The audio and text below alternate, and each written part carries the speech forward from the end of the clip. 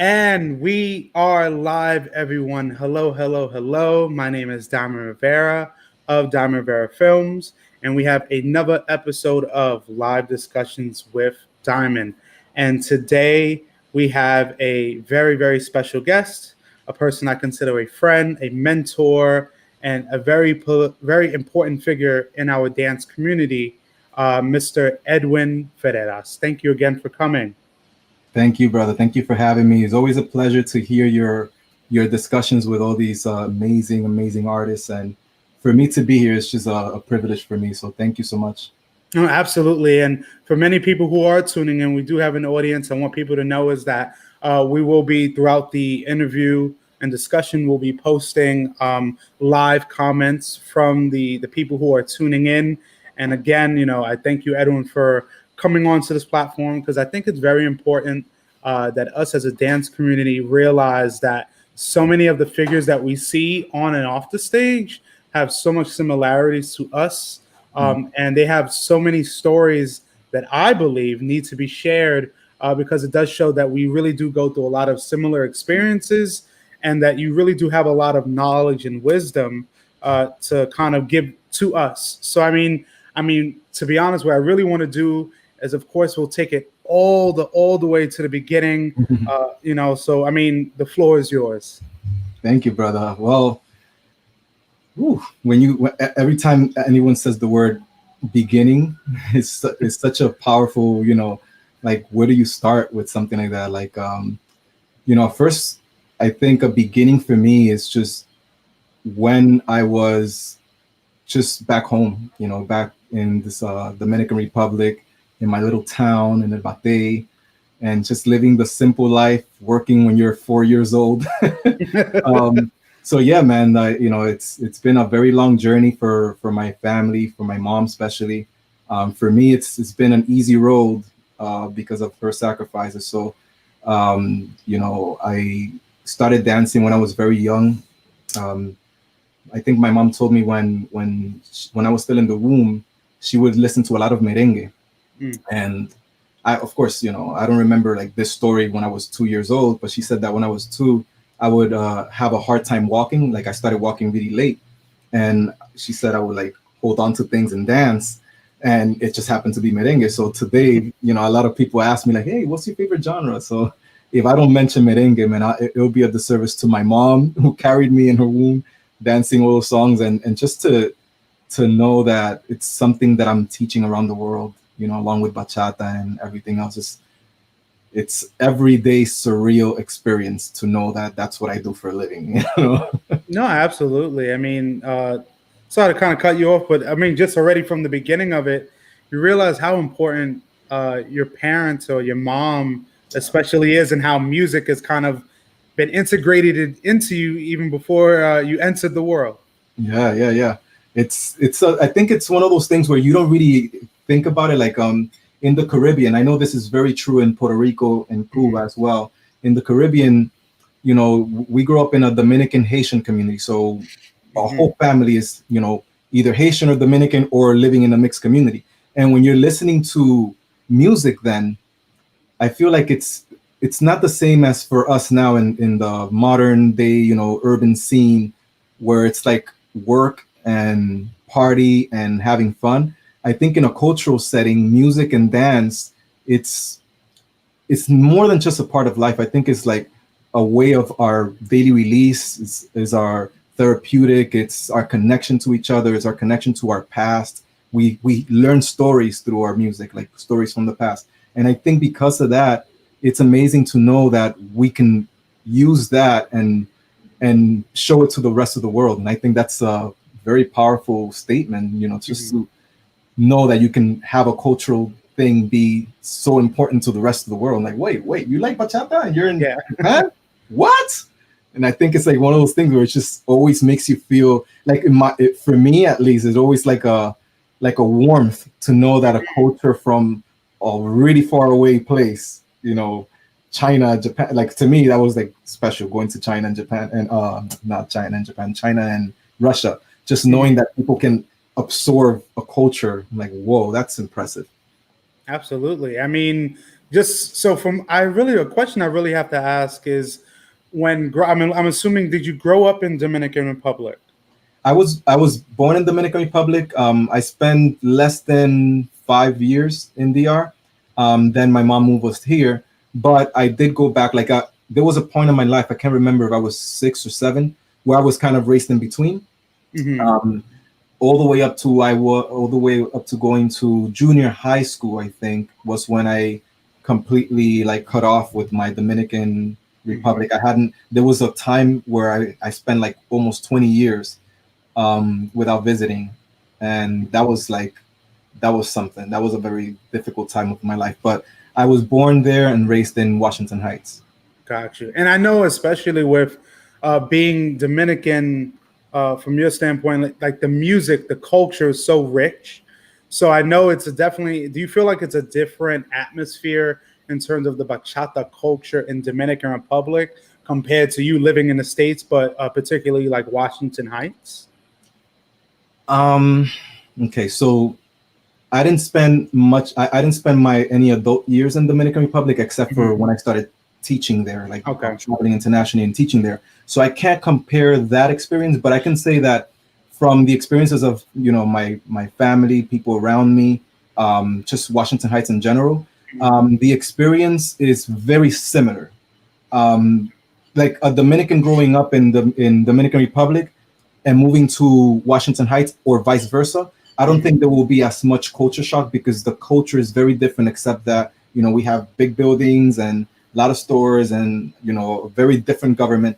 Um, Culture wise, same food, same music playing 2 o'clock a.m. in the morning, same loud neighbors. And, we have all the kinds of uh, speech, tones of Uh-huh. Dominicans. And I hear that in Washington Heights and in Dominican Republic. So for that part, I think it's pretty much the same.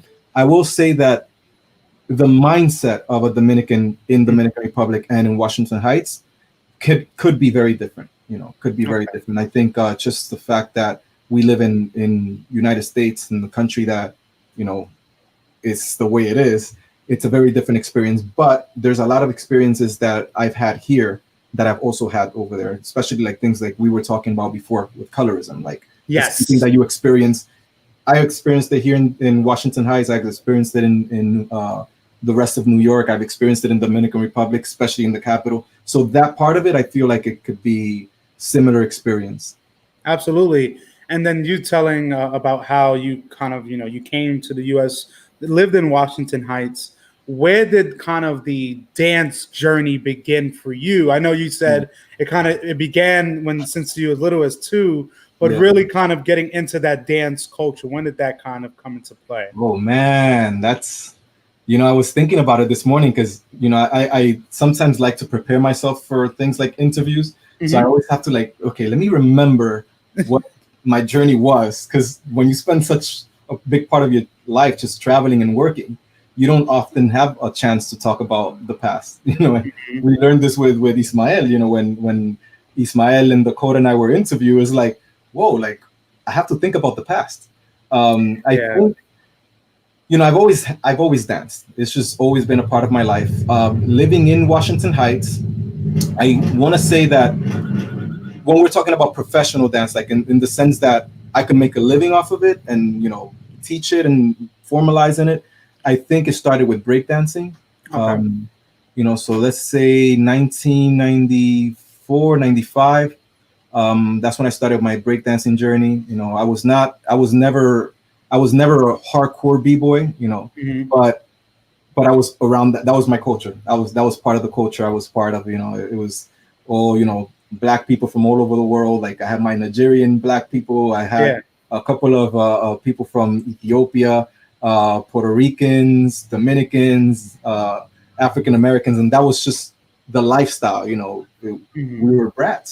So we were breakdance, wearing baggy clothes, getting in trouble, putting my mom through a lot of a lot, a lot of and I hell. think that breakdance was more than just that lifestyle. It was also a big outlet for me, like all that energy you have as an adolescent. So I think 1994, 95, I think was the beginning I want to say the beginning of what I consider, something that could potentially turn professional, because I was, performing in the subway station. I was one of those guys with the cardboard box. We were out in the corner. We were out in the park, inside of the train, so that's where I come from.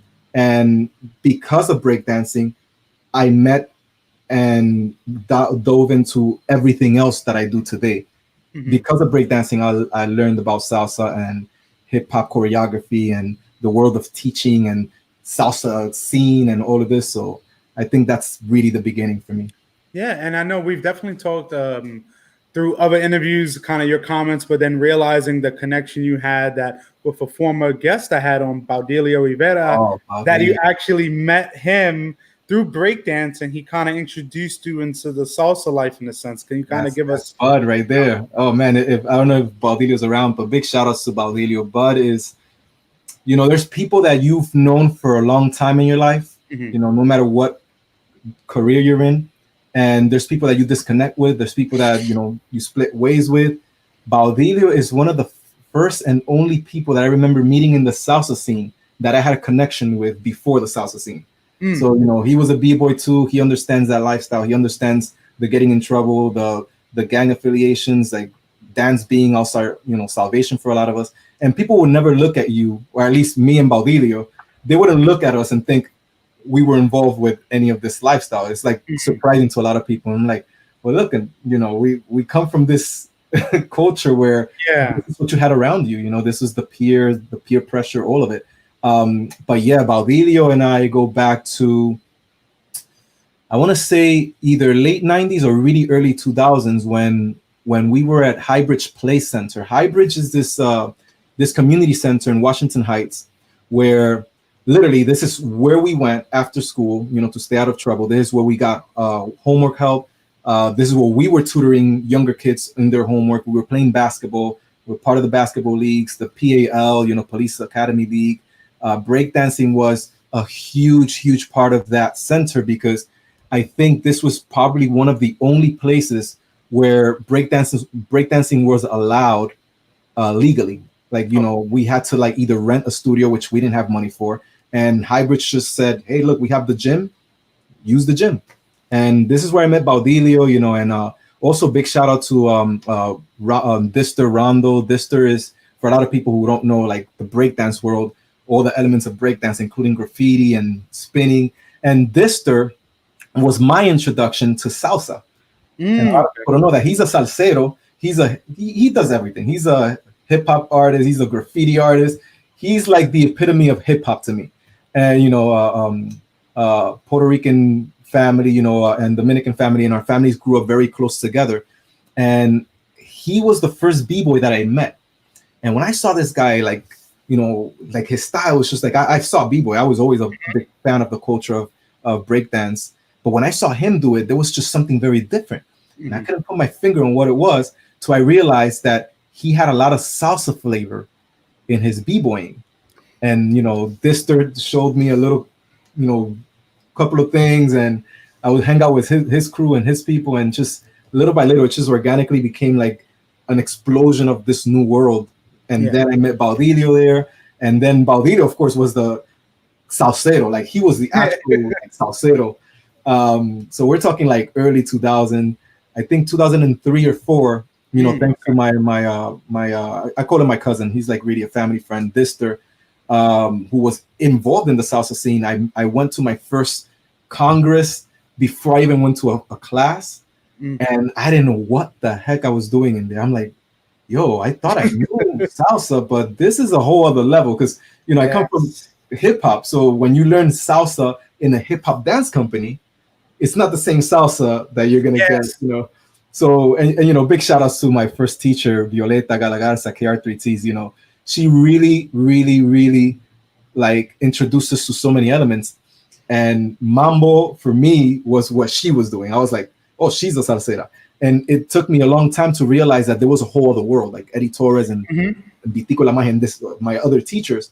And oh man, like that was special. Like learning that there was a salsa scene was special but scary, because I was a hothead. I thought it was the shit. Like I was like battling everybody. You know, I would lose a lot of battles, but I used to have, like Ismail will tell you this, like I had heart, man. Like you would see a b-boy, you know, with a lot of heart. That was me. I was losing battles with dignity. Yeah. That's what I was doing. So I was never like a hardcore like power moves, you know.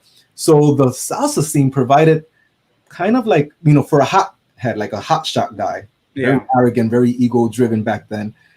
The salsa world provided a platform for me where I was like, okay, I could be the shit here because there's not a lot of b-boys around. Well, there was Dister, Ismael, Baudilio. I can't even remember any other b-boys in the salsa community. We were literally there's a very small. Yeah, it was just 3 or 4. And and Jariel, you know, Jariel also comes from that. Jariel La Salsa also comes from that b-boy, you know, background. We grew up in close to the same neighborhood at 173rd. So seeing that this could be I could stand out. I was always thinking of a way to stand out. And I will never forget going into my first Congress. This was the same year. I think this was either the year before David Melendez passed. I think it was like his last event, like the last one. And I remember being in the audience, like watching these shows, and I'm like, yo, these people are professionals. Like, this is shit right here. Like, how do I get into that? And I didn't, by the way, I went to the first Congress. I didn't social dance once. I didn't know how to social dance. I hadn't even gone to Eddie Torres class yet. So, I mean, sorry, I did go to Eddie Torres class, but I was not like, you know, I didn't think anything special of myself as a dancer. So I was just watching, and I saw Ismael, you know, and just then in the lobby, everybody's dancing and break dancing. And I'm like, wait, I could do, you know, they had the ciphers. And in that cipher, I met some of the closest people that we become like mentors to me. Ismael Otero, like Marlon International, people that you see them today, and you're like, damn, these people were there when I was just a seed being planted, you know. Ooh, man. No. Go back in my own. Absolutely. And I think it is very important because we realize that, especially, it's not just in the dance community, but in life, a lot of the people before us, sometimes you can feel like they've been forgotten, or kind of like there's always a new generation coming in constantly. But it is important to remember the people that helped us get to where we were and where we are. And for me, when you're talking about these congresses, I was a young kid in these congresses. I mean, could you imagine? I remember 2005, and I know David had passed in 2000, around 7. And imagine back then when people talked about New York Salsa Congress, they had literally 2 evening showcases, one at 10 and then one at 12. So, I mean, just that difference alone of like people really stood up all night. There would be afternoon showcases, early evening, then after evening. And realizing, especially people like Ismael Otero, Marlon International, and so many more dancers that you've been inspired by, that you've met previously, but still have a special place in your heart. Word. Yeah, man. And then, you know, the non-dancers, like, because there was a lot of people that of course were mentors to, you know, I never got the opportunity to meet David Melendez, but, you know, I live vicariously through Edwin Rivera and Ismael, they've always been really close with me, you know, even when I was a nobody, and they would like tell me stories, and Ismael would show me videos and tell me what it was like back in the days, and, you know, all these stories of drama and what was happening in the scene and how the salsa scene started. And I think that a big part of me wanted something like that for bachata. I think a big part of me was like, man, if salsa can be this big, like, how come no one's teaching bachata? How come, you know, no one's doing anything? And when I say non-dance people who were really big inspiration, I'm talking about people like Steve Shaw, you know, who ran Steve Shaw, for those of you who don't know, ran the New York Salsa, what is it? Salsa New York website. And this was literally this was social media. Yeah. Salsa New York was social media. There was no, you know, YouTube back then. There was no, we're talking 2004, 2005.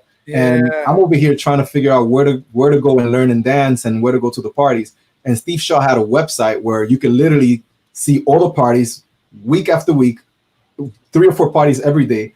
And it was just amazing that Steve Shaw contributed such an important platform in a time when there wasn't anything like that. And I think that was a really instrumental piece for me later on when we're talking about the development of bachata, because if it wasn't for Steve Shaw and the kind of events that he was allowing there, I don't think bachata would have gotten the visibility that it had. You know, it was there was a stigma that followed the bachata community and the bachata as a genre of music and dance. And, you know, thankfully, not everyone was closed-minded. There was a lot of closed-mindedness back then, you know, and thankfully there were people like Steve Shaw, Marlin International, you know, Ismael Otero, and others who really pushed, you know, that mindset that, you know what, even if people are saying no to you, Edwin, like, you know how many people said no to me when I said, hey, look, I'm teaching bachata. This is this dance, and this is how it works, and this is what it is. And can I teach this at your studio? Mm-hmm. Like, I won't put them on blast because I'm not that kind of person, but four major, and you know all 4 of them because 4 major salsa studio owners, 4 of the biggest ones said no to me, and they were all close to me. And of course, like, that was like hard feelings back then, and like I was hurt. And, you know, I kept pushing through, and today I have a really good relationship with each one of them. And but it's, you know, we have to remind ourselves that not everyone supported bachata in the beginning, and a lot of the people who you see around today, you know, teaching bachata, most of them came from salsa. There was no one that started and said, I'm teaching bachata. Every bachata instructor back then was teaching salsa, and bachata was kind of like, let's see if it works out. Yeah, no, and to be honest, you're so right. Because even going back to you talking about Steve Shaw, I still remember, like, that was the one-stop shop on that website. You clicked and you could see every salsa event, dance event mainly, but mainly salsa event that was going on from places like Taj and places like Jimmy Anton's, Mambo Mamas. There was so many social 26 and Wish 26 and and then that's the thing is, you know, it's people like Steve Shaw that I definitely give a lot of ode to and a lot of honor to, because, you know, he was the person that created those platforms to show our community of what was out there. Because before then, it was just a word of mouth. Yeah. But to be able to see, like, hey, my event is happening here. Let's go to this event this next day. You know, it was great. It was a great marketing. It was great broadcasting for our scene. And then, like you said, now transitioning, you know, for you being you loving bachata so much and realizing, like, hey, I have such an interest in it, and I think other people do, and maybe I do want to start teaching. And we're definitely going to get into that. But for your point that you made about a lot of the bachata instructors that started teaching it later on, yes, they were salsa dancers and salsa teachers before. Right. I've met them. Yeah. I've had conversations with them. Yeah. So, I mean, for me, I tell a lot of people, especially because bachata, honestly, maybe pre-2006 or 2008, like, if you even thought about having a bachata room, it was almost a stigma. It was like, no, even if you did, the amount of people that would go in is very scarce. But, you know, over time, you know, it grew, and to see where it is now is great. You know, and for me now, I would love to know, what was the moment that you realized, like, hey, I would love to start teaching this? Okay, so I started teaching salsa in 2004 or 2005. And my salsa teaching was, how do I say this? Because everybody has a different story for how they started to teach. And I never trained enough in salsa to say I'm going to teach. I was kind of thrown in the water, and I wasn't ready for it. I almost argued with my mentor teacher back then. So we're talking about actually 2005. That's when it was, or maybe 2004. Now I can't even remember. But Joeburgos, pielcanela. Yes. Like, big shout out to Joeburgos and pielcanela. Like, this company has been around for ages. This is one of like the unsung heroes of the Latin dance community of New York, because Joeburgos, he literally, like, his story in its own, it's like very amazing. Like, I love for you to like hear his story.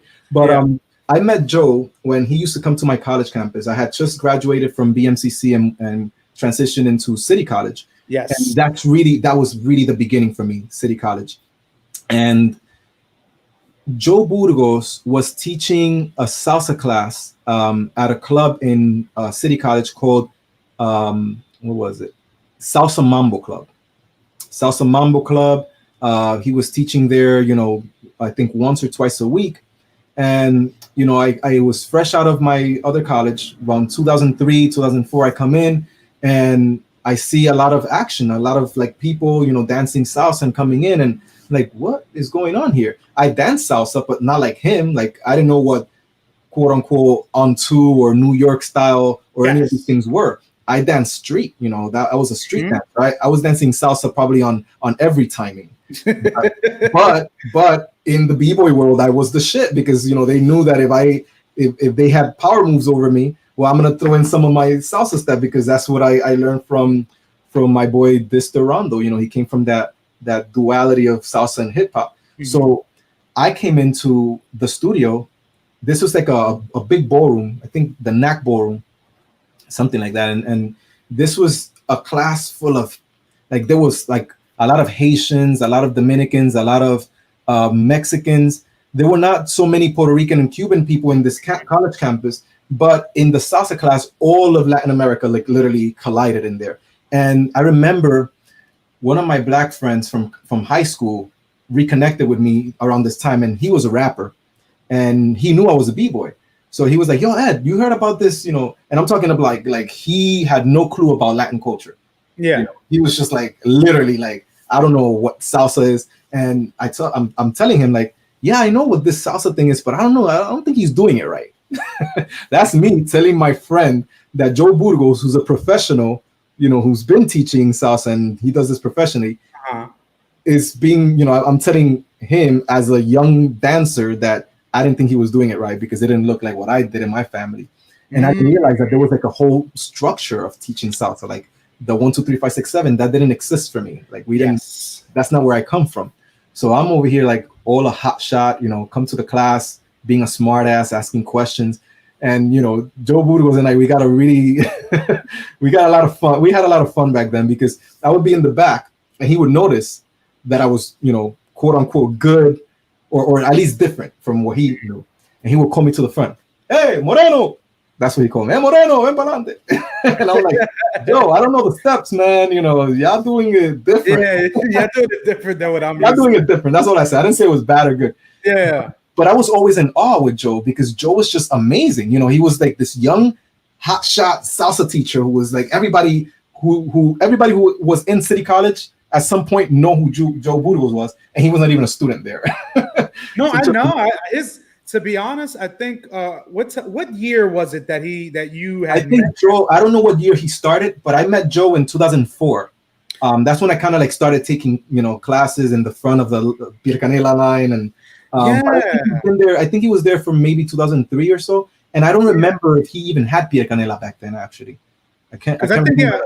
I think pielcanela was around probably the early 2000s from my recollection, but I definitely would say I've heard so much influence that pielcanela had, especially in City College. Yeah. I mean, dance students or social dancers that I've met even as of recent that had went to City College or actually from word of mouth had said one of the first programs was actually Joe Burgos from pielcanela. Look, it's like I can be as bold and saying there wouldn't be an LFX today, my dance company that I founded in 2008.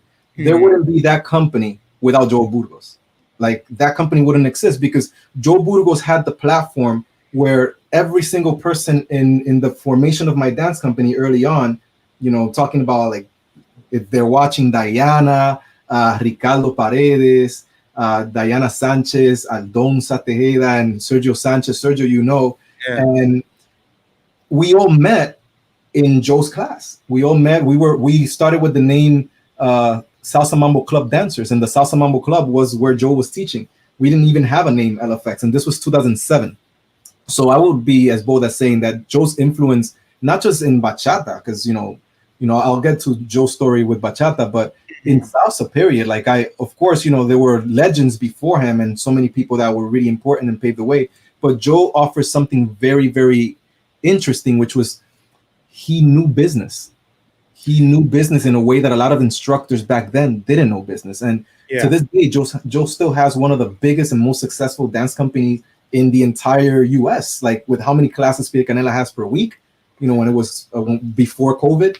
Yeah. This is amazing for someone as young as Joe doing this 10, 15 years ago. So yeah, man, Joe means a lot to us. Like every single time we have an anniversary, LFX anniversary, I think we just celebrated 11th, or I can't remember what year we celebrated, but we always invite Joe, and Bianca, it's just, they're amazing people, and they do everything really for the purpose of growing the community.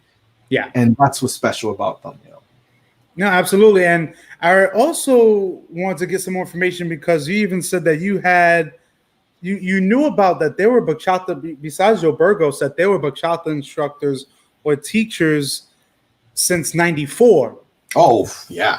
So, I mean, I definitely would love to get some more information on that because, Yeah. This is the thing. And this is, I'm going to say this probably a few times tonight. Yes. Thank you for having me, because I think, and Ismael said this before, it's so important to hear the stories of what was happening before 2005. And a lot of people don't know those stories because we come from a community and an era in the hip hop world. We didn't have a lot of documentation. There was no YouTube. I started before there was a YouTube. So we didn't have a lot of documentation. We didn't have a lot of people writing articles and interviewing. This didn't exist. What you have, this platform didn't exist back then. So 2004, let me see. There was a lot of people, like I'm going to just mention a few of the names of the people that I know, like, 2004, we had, what's his name? Oh my goodness. Juan Paredes, Rodney Aquino from the Bay Area. And, yes. Juan Paredes, he's one of the first people that I've heard. I never met him. I never seen him teach. I never was around him, but I know he was a Dominican. They called him Tattoo, like tattoo. Wait, Juan Tattoo Ferreras, he actually just had an interview with Carrie Landia and Sonia Rivera today. Exactly, yeah. He's in Florida, and actually I filmed for him years ago, so I definitely and he's a Dominican guy, I don't remember if he was in like one of the teams like Santo Rico, Yamule, Carisma, or anything like that, but I know that he was around. I was always a very curious person, so I was always very investigative. I would always ask a lot of questions, and I think a lot of instructors didn't like that because of, like me because of that. So I would be in Carisma and Santo Rico and Yamule, and of course Osmar Perones knew how to deal with me, but a lot of the other people didn't know how to deal with me, and I was a really hot shot asking all these people questions. And Juan Paredes, I heard, I think Rodney told me the story of Juan Paredes, Tattoo, and there was Rodney's teacher. Rodney started in 1997, and his teacher was Armando Tam. He was a Nicaraguan Chinese person. Like, he was Nicaraguan and Chinese, and he was teaching in the Bay Area in 1994. He was teaching bachata. So mind you, of course, I wasn't teaching back then, unless it was like my aunt, my cousins or something in the house party. So for me, it was really important to come into a dance community and know who was around. Like, who are the people who are teaching? Who should I look up to? Who should I seek out? And I think in terms of the people that we know today, because of course I don't know where Juan Tato Paredes is today or where Armando is, but George Elizondo from the Dallas Bachata Festival. Yes. Like, this man, I'm going to tell you right now, George Elizondo deserves a freaking documentary. Oh, absolutely. For how important he is in the bachata community, and people wouldn't know because George doesn't brag. He's just the most humble, human being that could ever exist. And then on top of that, he also really cares about the community, and he creates a lot of opportunities. But the cool thing about George was that George was, I want to say, 2009 is when I first found out about. No, sorry, 2008 is when I first found out about George. This was a couple of years after YouTube had launched. Yeah, and George was the first, and I can literally say this with confidence. George was the very first in the entire world, the first international bachata instructor. Like Yes. there's no doubt about it. You can talk to Rodney Aquino, you can talk to Troy and Georgette. George Elizondo literally was the first traveling bachata superstar. Thank you, Brian. Brian's quoting him. That's our Papa George. Yeah. Without George, there wasn't any LFX fusion because the fusion came from George. George was bachata fusion. Yes. So just a little bit about George's story. George learned from a couple. They were known as Hips on Fire, and Christina and Seymour. Hips on Fire. They were really, really lovely couple. Doing bachata. Sorry, tango mixed with rueda and bolero, bachata bolero. It was like really interesting to see the blend of fusion that they were doing. And these were George's teachers. And I think George was. I actually spoke to George today. He was telling me about a little bit about his journey and that in New York in 2005 was really when he got his first opportunity. Okay. Like, he came out here, he got an opportunity to teach. He said there was like something like 7 through 9 people in the class, but he made a killing because back then, who was traveling to teach bachata back then? The first bachata international, at least, was George Elizondo. And then along with Rodney Aquino, George and Rodney created the first bachata, festivals in the United States. So that in itself, I think it was Reno Bachata Festival. That in itself is a testament to what bachata would become, because this was, man, what year was that? That was 2009. And then the year before that was the first Bachata International Festival in Sydney, Australia. And they were all there. It's like all these superstars that we know today, all these people that were pioneers, were all in Sydney. We had Tony Lara, who, Tony was also like planning on creating the event that same year. And, I guess Sydney just beat him to it. But yeah, George's story is one of the most interesting stories in bachata because he put bachata on the map in terms of bachata teaching. Of course, it was not the traditional quote unquote bachata that we know today or anything, but it's just the open door for bachata. But before George, of course, like I said, we had 1994 Armando, 1997 Rodney Aquino, 1998, if I'm not mistaken, 98 was when Ismael first taught bachata.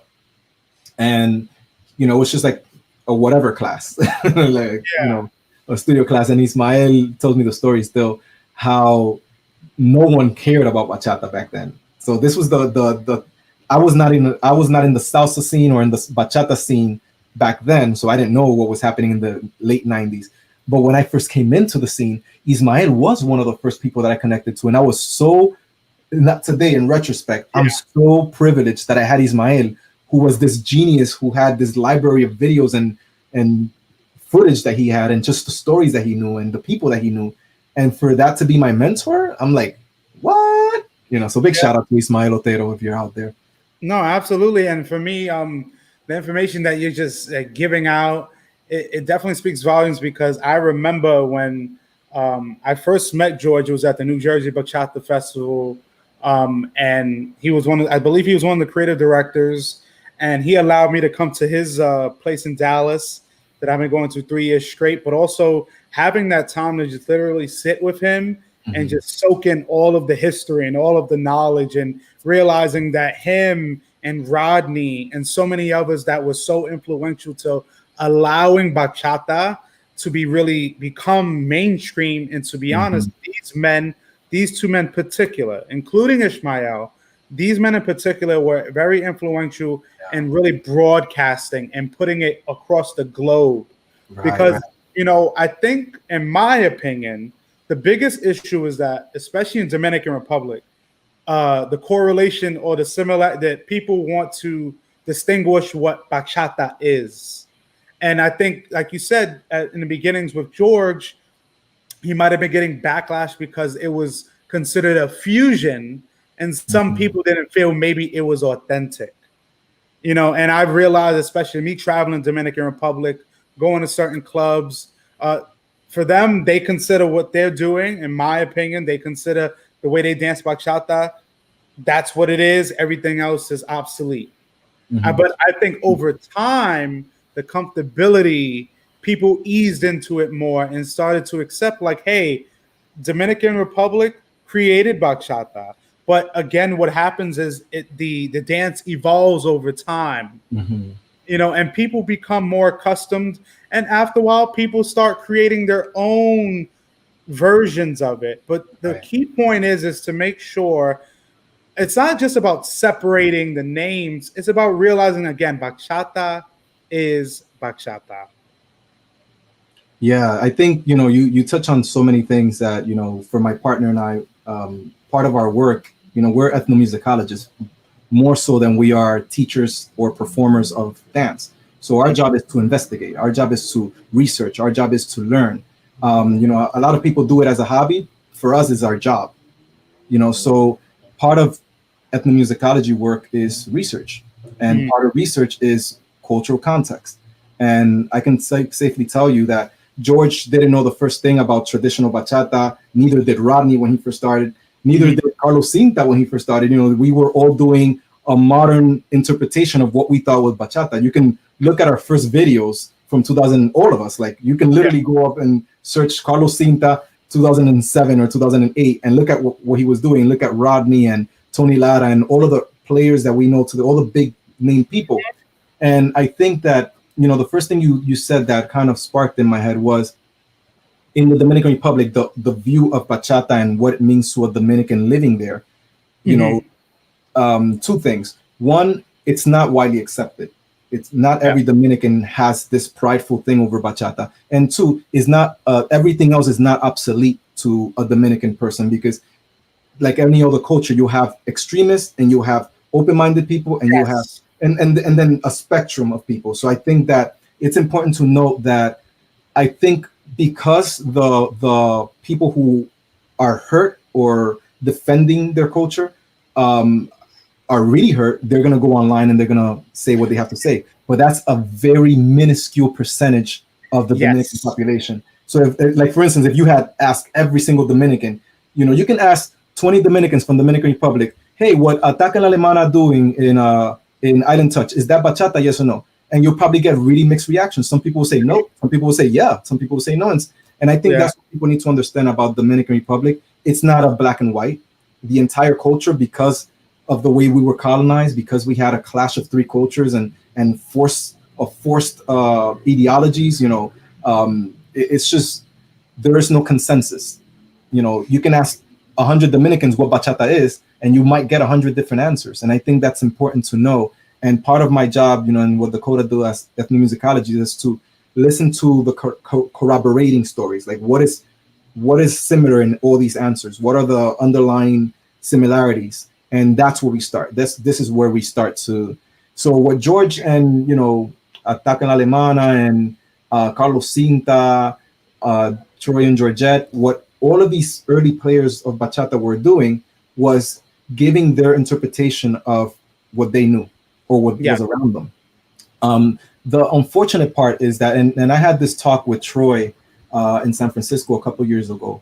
You know, I had a talk with Troy where, you know, this was the first time I was scared. Troy tapped me on the shoulder and he's like, hey, can I talk to you for a second? And of course, I go way back. You know, we've argued, we've practically cursed each other out, you know, because we were very close-minded Dominican back then. And, you know, it's important to know that the mindset, it's what guides your actions and your reactions. So when Troy and I saw each other, we've seen each other in person before, but it was really that day when he was like, yo, can I talk to you for a second? And I was like scared. I was like, hey, man, did I say something? Is he gonna beat me up? Because, you know, I'm a little guy, you know, anybody could just toss me around. And Troy was like, this was the same year that I was appointed ambassador of Dominican arts. And you know, this is when I really started taking my role very seriously. And Troy told me, like, yo, listen, man, I just wanted to say thank you for what you're doing and the you know, all the knowledge you're imparting about bachata and the history and this and that. And I'm over here like, okay, where's the but? Because, you know, I was like, there's gonna be a but. There was no but. He was just genuinely like, you know, complimenting me. And I immediately told Dakota, like, yo, Dakota, like, Troy just talked to me. And I was like, I didn't even know, you know, and I told him, like, thank you so much. That means a lot, because Troy, Georgette, myself, and a couple of other people. We started around the same time, except that some of us were very well known and some of us were nobodies. Like, who the hell is Edwin Ferreras? Who? What? Show me a picture. That was Rodney. Literally. Like, Rodney met me because Ismael Otero, I was nominated. Like, someone sent me a link saying, hey, you're nominated for an award, most influential bachata male. And I'm like, what? Where? Yeah. Of which world? And, you know, Rodney tells me like, hey, Edwin, you know, you keep getting nominated by all these people. And Ismael, you know, put in a good word for me. And Rodney's like, you know, who is this guy? I never heard of him. Yeah. And it's true, because I was stuck in a city college, you know, in a college campus and in a small little bubble in the bachata scene, trying to push bachata, which was the least liked genre. Yeah. So just imagine how much work we had to do back then. By the way, I wasn't alone, you know, there were others, but it was a lot of work, man. This was like, I'm talking about before, like, you know, people think of bachata today and we're always thinking like the people who are like hardcore traveling. And a lot of people have to understand those were salseros who then started teaching bachata. Yes. And then we had people like, you know, a few people that I can mention, you know, that literally bachata was what we knew. And there was a lot of stigma and it was really difficult for us. So we had to like find ways to make it happen. It's true. And it's people that with your perseverance and with your courage and with the determination you had to say like, hey, this is something I love. Not just me, but many other people think like me. But the most important thing I believe is that you really honed in on the educational part and realized like, hey, when it comes to bachata, many people just maybe love to dance it, but a lot of people just don't understand the history of it. And like you had told me previously, with a lot of these salsa dancers who then transitioned into bachata, this is where the issue or the topic of counting started to play. Yes. Oh man, like I can tell you this. Eddie Torres revolutionized the bachata world. A lot of people wouldn't even understand or fathom what that even means. What Eddie Torres introduced as far as teaching and structure and numerical system for teaching salsa literally became the copy paste from the salsa community to the bachata community. From everyone from Ismael Otero, everybody who you know today, Fausto Felix, Alex Morel, like people who, you know, came like second, third generation, all teach with the salsa count. What's the salsa count? 1, 2, 3, 4, 5, 6, 7, 8. And the reason why I call it a salsa count is because, you know, for people who do know music and who understand how music is structured, all of these Afro-Caribbean Latin dances that are partner-based, that are not in 3/4 time, that are not waltz, are in 4/4 time, meaning that they're 4 beats in a bar and the quarter note gets a beat. So the count is always 4/4. This is how the music is written. However, salsa BPM wise is so fast that it became almost necessary for Tito Rodriguez, who literally created this formula with Eddie Torres. They created this numerical system that literally combined 2 bars. You know, Mike Bayo, Mike, if you're out there, Mike is an amazing musician. Oh, wow, Mike Bayo. Mike Bayo can tell you this, you know, when you're talking about, the Mambo Legends, the big orchestra, and Eddie Torres and their involvement, they created this system for teaching, and it was a 4/4 by 2. So now you have an 8 count instead of a 4 count. And bachata is literally 4/4. Bolero is 4/4. Bomba is 4/4. We count it in 4s. So when you start hearing 1, 2, 3, 4, 5, 6, 7, 8 in bachata, you know that's the salsa influence. Because when you go to Dominican Republic and you're learning bachata, or you're, you know, of course, depending on where you go, because now it's become more modernized, especially the teaching part of it. It's just, hey, you want to learn bachata? Okay, mira, 1, 2, 3, 4, 1, 2, 3, 4, 1, 2, 3, 4, or 1, 2, 3, 4, or most commonly, no numbers, you know, no timing. And it's just, here's how you move, here's how the movement works, here's how you move your body, now dance. There was no, here's the number that you start in, here's where you take your break. That was a very salsa mentality. And then I think that, you know, because of people like Ismael who were salseros, were people coming into this, like, hey, I need to teach, I need to get organized. So I need to, what am I going to do? Okay, let me just take the salsa count and apply bachata moves to it. That's how it started. You know, I've talked to some of the biggest superstars, Tony Lara, George Elizondo. Just today I spoke to George and Marisol Rodriguez, Latin Fever on 2. Yes. These were the pioneers of teaching bachata in the salsa scene. And I have to be specific about that because there are two completely separate worlds that I think sometimes get meshed together, but they're very separate worlds. So when we're talking about the salsa scene and the salsa community and bachata teaching there is a very different bachata than what you'll see in the Dominican Republic or even in Washington Heights. Yeah. And, for me, understanding, because people like Marisol Ramirez, I still remember seeing her teach. She had a dance school, but she incorporated bachata into that. For then also having, like you said, I realized early on when bachata really started to be ingratiated in our scene, the object of counting, and I was like, wait, this sounds a lot like how salsa's going. Oh, there he is, Mike Bayo, way back about 2000. Yes, Mike. You see, this is why I love Mike, because he knows. And I'm glad Mike that he came in, because I get excited when I'm talking about veterans and the veterans are actually there, because then they get to come in and these people haven't had their stories told. They don't get invited to a lot of platforms and interviews, and I think it's important that we continue to have those conversations with them, because they're still around, and I think we take advantage of that. It is true, and then that's why I choose to do this platform, because being around for so long, even it could be underground, but a lot of people know me as a performer. They have to realize that for me, it goes much deeper than performing. People like yourself, people like Baudilio, people like Edwin Rivera, and others that I'm speaking to, and I will talk with in the future. I've seen the progression. I see where the journey started. I still remember when I first met you years ago when you were starting LFX. Heartbreak Boys. Yes, I mean, for me, it's really important that, again, people like Mike Bayo, and others that really were there from the beginning, the roots of it, they deserve all of the recognition, because unfortunately, if you didn't have people like me or you, there are many people that are unfortunately not being taught the history. Yes. They're being just taught choreography and turn patterns and footwork, but you're not being taught who David Melendez was. You're not being taught that if it wasn't for him, there wouldn't be a lot of these congresses. Just like you said, having George Elizondo, having Rodney Aquino, and the other gentleman that you were speaking of, having these people, they were so integral, and these people were our legends, our the people that really, without them, our scene and salsa or bachata in general, a lot of things would not be the way they are now. Exactly. So I think giving ode to them, giving praise is important. It's about humility. Yeah, it's like when we grow up in our family, and when your mom and your dad, people, when we're told respect your elders. Yeah. And a lot of times, we say, I respect my elders. I pay homage. I appreciate this. I appreciate that. But we never talk about what that looks like. Everyone's always saying, I got to show appreciation for Dominican culture. Or people say, I appreciate Dominican culture. I pay my respect.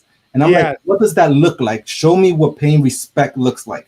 I'm a very big believer in calling people out when they use words that should be accompanied by actions, and I don't see those actions. I'm not afraid to call them out, because I know they look up to me, and I know that they'll take it in a oh shit, Edwin just told me I need to reach out to find out who Adam Taub is. I'm gonna do it, because it's Edwin.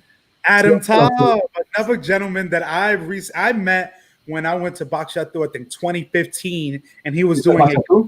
Yes, that must have been the first time that I met Adam in person. Actually, I'm wrong. This was 2 years after, but Bachatu, I was there with you. Yes, because I remember he was teaching a class.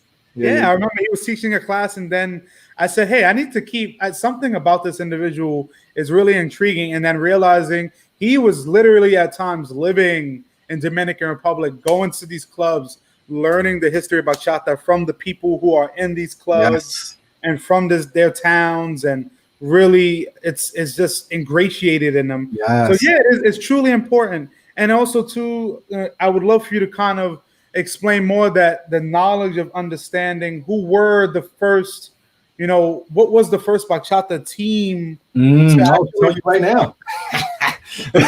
It's funny, because I don't think we've ever amongst my peers and I'm talking about peers like that were around in 2004, 2003, early 2000s. I came into the scene late. And by what I mean by late is that I could have been around in 1994, like I told you, with, tattoo and everything, but I was a b-boy. I was a hard-headed b-boy, and I didn't care about salsa. And I think that the important thing is, amongst our peers, people that were around when we first started, we need to have more of these conversations about who paved the way, who made the contributions. Because I think I was in I think it was the LA, the summer LA of 2 years ago, and this was the first time that Adam Taub, my partner Dakota Romero, and myself were in LA together. We've worked together before, we constantly work together, especially with Carlos Cinta. And this was a time we were all in LA together at the same time. And I remember, we were invited to a meet and greet, and we had a whole bunch of artists, salsa, bachata, and I was here. Carlos Cinta was sitting like this over Pilly on the bottom. Dakota and Adam are like next to each other over here. And we're literally the traditional, quote unquote, traditional bachata representation in LASBF, the summer. Yeah. And so just mind you, everybody else is either salsero or teaching bachata like moderna or sensual bachata or urban bachata or any variants of salsa. And all of the questions were about, the past. And most of the questions were about the past, like the pioneers and, who was doing this and who was doing that. And every single answer that I heard was great, of course, because these are people who are really professionals, experts in their field. But most of the questions about bachata were being directed and answered by every single person except Dakota, Adam Taub, and Carlos Cinta, and myself, and I'm like, I get it, because we all have something to say. We all want to say something. We all want to offer something. We all think we have something valuable. I'm the same way. I always want to talk. I talk all the time. I can talk for 5 hours. So I know the feeling of being asked about Kizomba and wanting to answer it, even though I don't know the first thing about Kizomba. So my mentality is, and the mentality that we grew up with is, when you ask me a question and I don't know the answer, I'm going to tell you who can answer it. That's why I talk about Ismael so many times. Everybody's like, why are you always talking about Ismael? Why are you always talking about Rodney? Why are you always talking about George Elizondo? It's because these are the people that can answer that question. They were there before me. Yes. If you want to talk New York, okay, talk to Marisol Ramirez. What was Marisol Ramirez doing? And sorry that I know you asked about the first, so I'll tie it back in. No, absolutely. What was Marisol Ramirez doing that was so special, and why isn't she so well known? I'll tell you. It's because Marisol, literally 18, maybe 16 through 18 years ago, Marisol was already involved in the bachata community that hadn't even been created in New York salsa scene yet. A lot of people ask me, who was the first teacher of bachata in the tri-state area? I can't say who before Ismael Otero. If anybody out there knows, besides Ismael Otero, they could put it in the comments, and I'm okay with, learning new names. Yeah, absolutely. Ismael Otero in New York City. In the entire world, I don't know, because we have to go back to 1962 when the first bachata was documented, and maybe even further before that, because if it came from bolero, then apparently and obviously the people who were dancing bolero and superstar must have been influential in that scene. I can only speak from when I came into the scene till now. So 1998, Ismael Otero. 97, because of interviews and because of speaking to him, Rodney Aquino. 2005, George Elizondo, like I explained. Diana Sanchez, LFX, one of LFX's first members. Betsaida Davis, one of LFX's first members, and Betsaida was one of my first dance partners. And no one knows who their names are because, of course, we need to have these conversations and we need to write those articles. Betsaida was not only the first female bachata dancer that I met and that I taught with and that, we hung out and talked about bachata, but we were doing it before it was cool. Yeah. We were dancing bachata before we were teaching bachata. This was 2003, 2004. And I didn't get my first opportunity to teach bachata till 2005. And, that's a lot had to do with joeburgos. But the first choreography, Latin Fever on 2. Yep. Latin Fever, I'll tell you this. In 2000 and I want to say 2004 or 2005, when Marisol had left, I was talking to Marisol as well. She had left the Department of Education. So that's our connection. We were both teachers in the Department of Education. So we bond over that. Marisol is one of the most important people in the community of New York. Bachata, salsa, you name it, business owner, Latina business owner who runs her own school and has a superstar son. That's Marisol. Yes. So they were performing merengue folklorico, a long time ago. Like Marisol and I, we both had like literally the two first merengue folklorico routines in the bachata community or salsa community. And people won't know that because, again, like it goes back to women and women's visibility. How often do you hear about Black women? And they were around. They were around. Look at Carmen. We were talking about Carmen earlier, and I saw Carmen in the comments. Let me give a big shout out to Carmen. Carmen, again, St. Louis Salsa Congress and the power this woman has. Black representation in the dance community and women representation is so low visibility that oftentimes people don't think about a woman when we're talking about the first teacher or the first choreographer or the first this. Marisol literally had a choreography, Solo por un beso, Aventura. Mm-hmm. Yes. 2004.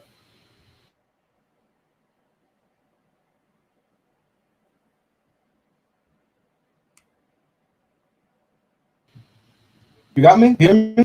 Yeah, I think it was just a little bit off. Let me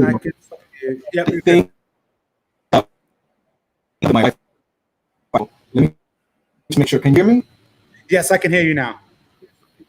Okay, perfect. So where did I leave you off? I don't know what I last said. Solo por un beso from Marisol. Yes, Solo por un beso, Aventura. Aventura was literally the epitome of urban bachata and how bachata became mainstream, right? One of the key players along with Juan Luis Guerra. And Marisol gave us a routine to that song in a year where most of the people that today teaching bachata weren't even around. Not even dancing salsa. They weren't even around bachata-wise.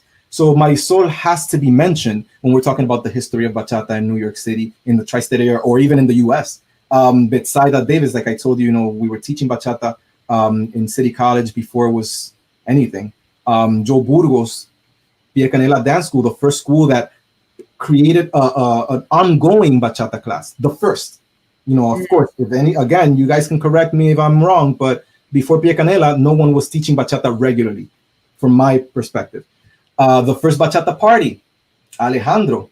Alejandro, Bachateame Mama, Las Chicas Locas, back in the little hotel in Fort Point Sheraton.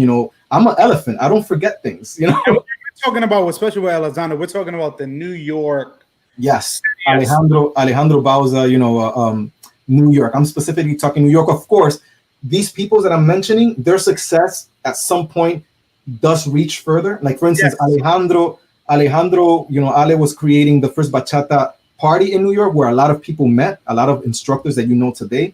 Yeah. But he was inspiring also people like, Steven Steakhouse. In California. George and, the community in California. Steven Steakhouse came a couple of years after. So you must imagine that no one thought it was possible to have a successful bachata only party. So it was like this: Alejandro, then Lee El Gringuito at the Lucky Strike. Yes. And then people started, okay, well, if it works for Alejandro, if it works for Lee El Gringuito, then why can't I? And then I think Alejandro's was 2010, if I'm not mistaken, because it was 1 year after his Latin Sunday started at the same location. And this is where I started. I was his co-host, his bachata instructor. I was teaching the first bachata class in a club. And a lot of people wouldn't know that because we don't talk about this. And Joseph Cache pitched to Alejandro, hey, Alejandro, why don't you come and do what you're doing here at my party? And, one thing led to another. And by the time you know it, Alejandro and I were tag teaming Cache. And we were literally the bachata team there. He was the head DJ, the organizer. I was the MC. I would have LFX in there supporting, training the dancers. And he's another one that, when we're talking about unsung heroes of people who did a lot for the community, Alejandro provided a lot of opportunities for people, like from performing to meeting artists and I'm talking about singers, like artists. Yeah. You know, he brought a lot of bands, and woof, I think for New York, it goes deep. But I think in terms of early pioneering, in terms of the salsa community, I think Alejandro, Joe Burgos, Marisol, but both my first partners, Siana Cabral, and Daniela Grosso. Like, without those two ladies and everything we were doing with LFX, the formation of LFX, I don't think the bachata scene would be what it was today. And I know it sounds braggy, but it's because we didn't have anything else. We were the bachata community. It was a small community. And then in 2007 or 8, we created LFX. Like, we incorporated and brought it outside the college campus. And then we started to see like a scene. And I'm like, wait a minute, there's classes now. And like, we're still teaching, of course, but now there was a lot more. And then in 9 or 10, when Alejandro came into the scene, that's when it literally exploded. Yeah. We had bachata parties maybe once or even twice a week. Or, you know, it started with just Fridays, and then 2 Fridays a month, and then 3, and then every week, and then 3 parties in 1 week. And I'm like, Alejandro, I can't keep up with all these. No, and honestly, you're definitely right, because especially it definitely hit around like 2009, 2010. Because I remember 2009, I was with the group Eastside Edition, an all-guy group, and we were headlining an event in Mexico by Earl Rush. And I remember that was the first time we ever met Ataca Alemana. This was right around the time they had did Te Extraño, that kind of went viral on YouTube, when YouTube was really like gaining. 2008, 2007, more or less? Yeah, no, I remember they started around then, but I remember Earl had brought them into this event and meeting them, and to realize, like, you know, from their performance, people were so captivated. And then realizing afterwards, like you said, Rodney was talking about this in 97, but it was people like Alejandro in New York that gave the influence to then have an event in California. Yes. Oh, and also speaking of California, you know, because I think it's important also for people to know, then there was Alejandro Rey in the West Coast, Ando. A lot of people don't know, and I think this is why it's important to continue to have these conversations. Katy Reyes and Alejandro Rey out in the West Coast literally were pioneering the same things that we were doing in New York, you know, 5-6 years before. They were pioneering this in LA. And because of people like Katy Reyes, Alejandro Rey, you know, there's a couple of other names. Y'all can drop them if you know them off the top of your head. Because of people like that, the community grew over there. And now we were cross-promoting. George Elizondo came to New York and hired, it was so weird. George came to New York to hire me and my partner at the time to teach at a school we were already teaching. It was a weird experience because this is what happened. We were, Daniela and I were teaching at Joel Salsa. We were the bachata teachers there. And Joel Salsa, you know, of course, I owe them a lot of honor, of respect, because they provided a platform and a home for me as a Dominican person to share my culture weekly, like literally without Joel Salsa, I wouldn't think I would even travel the world. So let's just put that out there. Thank you, Joel and Maria, if you're watching. But George Elizondo came to New York. He worked something out, a deal. He rented a studio with Joel and Maria, and they hired me for the Saturday workshop. And I was like, damn, a lot more people came, and a lot of different kind of people came, because people knew George. Because George is, again, one of these people that you have to know who George is if you're teaching bachata, regardless of what style. And I'm gonna get to Ivan Dominguez in a second, Carrie. Thank you so much for mentioning him. So George Elizondo, literally, again, this is why we have to continue saying that he literally opened doors, because of George, I went to my first time to China. Because of George, I went to my first time in Dallas Bachata Festival. Because of George, then me and my partner at the time, Daniela, and LFX went, you know, these were our first opportunities as a young team. LFX was a young team. And George said, I don't care if you're famous or not. You know, if you got something to offer and you're good at it, I'm going to bring you to my event. That's the kind of person that George is. That's the kind of person that I love in the community, and Edwin Rivera is the same way. Edwin Rivera doesn't care if you have 3,100,000 views and subscribers. All he cares is, can you offer an experience to my people? Can you show my people something that's going to improve their life and their dance skills, and are they going to remember this moment? And that's what I love about organizers like Edwin Rivera and Elizondo. Rudy is the same way. Rudy Lopez. They care about value of what they're bringing to the event, is because of the reputation, you know. So now going back to what Kerry was saying, and Kerry, the reason why I didn't say Ivan, I want people to understand, I'm talking about the salsa scene. Yeah. I'm talking about the salsa scene, the salsa community. I'm talking about before Fausto Felix, before Alex Morel, what was happening in bachata, who were the pioneers who opened those doors, you know. My first opportunity came from, again, Joe Burgos, and I didn't share this before, but it's because Joe one day was sick, and he called me and he said, "Hey, Edwin, can you teach the class?" I'm like, that was about to be the first time I taught bachata. Okay. I was teaching bachata, but it was kind of like, you know, in the little corner with three of my friends. You know, I had a Haitian friend. He was teaching me compa, you know, and I was teaching him, Joseph, if you're out there somewhere, he was teaching me compa and I was teaching him bachata. That's my first teaching experience with bachata. So it was a big deal for me to like be asked by Joe Burgos to teach a class of maybe 50% Dominicans, 20% you know, African Americans, and 20% mixed from all over the world, and then maybe 10% of people who actually didn't know, like white people who didn't know anything about the culture. It was a very, very mixed community. But how are you going to put me, a Dominican who doesn't even know how to teach, in the front of a class and have all these other Dominicans look at me like, "Yo, what is he doing? That's not bachata." And Joe put me on the spot. But you know what? To this day, I'm very thankful, because if it wasn't for Joe, I wouldn't, again, there wouldn't be no LFX, and there wouldn't be no me, you know, learning what I know to go out and teach and bring it into the bachata salsa community. Now, going back to what Kerry was saying, Kerry's talking about Ivan Dominguez. Ivan Dominguez is my father, like my he's like the person who developed a lot of the people that you know, people wouldn't even think about. Christian Frost, Puro, Ramon Brito, Fausto Felix. I can go on and on about how many people came from Ivan Dominguez and Eddie Silverio in Alianza Dominicana, because this was now the cultural side of bachata. We just talked about the salsa scene, the modern, urban, you know, island touch, what LFX was doing, fusion, hip hop, and all that. That was one spectrum of bachata, or what we call the studio Congress scene. Yeah. And then there was the cultural scene, Dominicans in Washington Heights, Dominicans in the Dominican Republic. And this is where Ivan Dominguez opened the big world to me.